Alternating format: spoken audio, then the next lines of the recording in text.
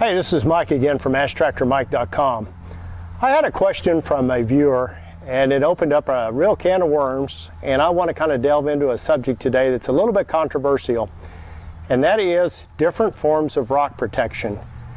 And this customer contacted me because he wanted to know the place he had bought his rotary cutter had sold it to him with no forms of rock protection. And rock protection is this right here, flap or chains. And he was wondering, could I build something to put in place of the factory supplied rock protection? And he has a fair degree of mechanical ability, and my answer to him is yes, you can, but I don't recommend it. So we're going to talk about why today in this video series, and at the end I'm going to tell you why I don't recommend you doing this either. Okay, first off, there is no guarantee that rotary cutters won't throw objects out, even with rock protection. I talk about that in another video, and I'm not going to go into that in detail today.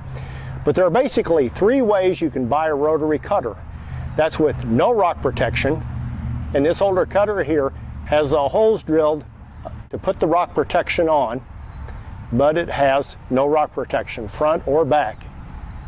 The second way you can buy it is this cutter right here. It has a rubber flap for rock protection. And the rubber flap is the most inexpensive way to go in terms of rock protection. And a lot of cutters have the rubber flaps on them. Now, the guy that wrote me wanted to make something like this. Now, could you go to your local farm equipment dealer, get some discarded baler belting material, and bolt it onto the front if you had no rock protection? Absolutely, you could. You actually probably could make some better than the factory installed rock protection, and that's what I told him. And I would say with his mechanical ability, he could probably design something and build something better than what you get from the factory. But I told him don't do it. Now, the other form of rock protection is chains. The advantage of chains over belting will eventually wear out because it's dragging on top of the ground.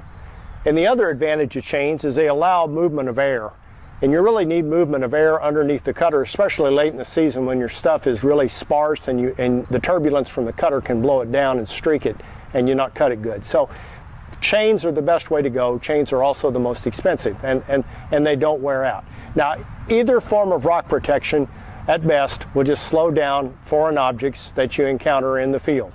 It'll slow them down. It's not guaranteed to protect you or any people around. The best way to keep out of danger is keep people away from you cutting, and raise up your height to the highest possible place you can cut and still be comfortable with the kind of cut you're getting.